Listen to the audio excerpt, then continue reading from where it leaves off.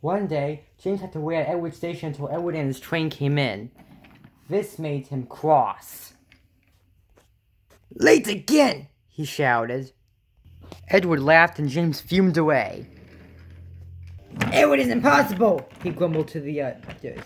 "He clings the belt like an old iron, and he's so slow, he makes us wait."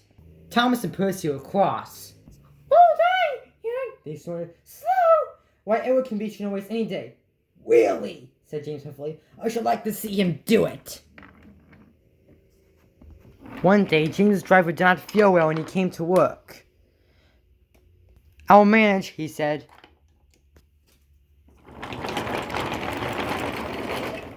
But when he reached the top of Gordon's Hill, he could hardly stand. The fireman drove the train to the next station. He spoke to the signalman and uncoupled James' way for shunting. Then he helped the driver over to the next station and asked them to look after him and find a relief. Suddenly, the signalman shouted, and the fireman turned around and saw James puffing away. He ran hard but couldn't catch James, and soon came back to the signal box. The signalman was busy. "All traffic halted," he announced at last. "Up and down the main lines are clear for 40 miles, and the inspector's coming." The fireman mopped his face. "What happened?" he asked. "Two boys were on James's footplate. They tumbled off when James started. I shouted at them, and they ran like rabbits." "Just let me catch them," said the fireman grimly. "I'll teach them the mess with my engine." Both men jumped as the telephone rang.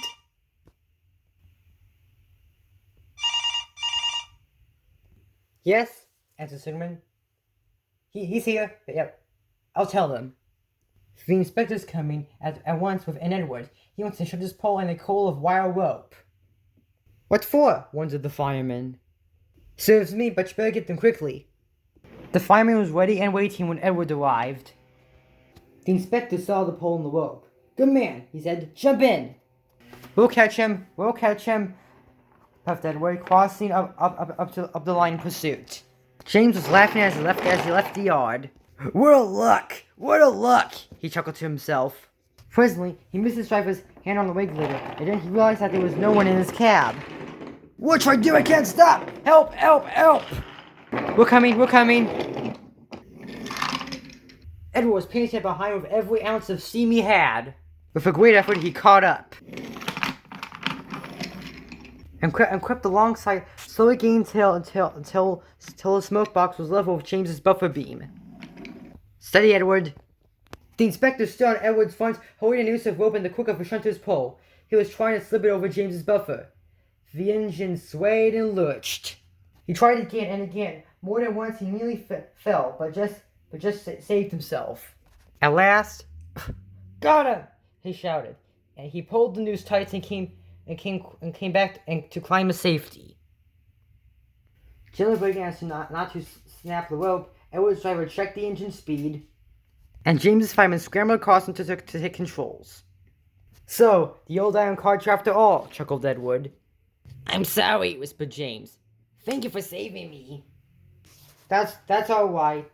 You were splendid at Wood.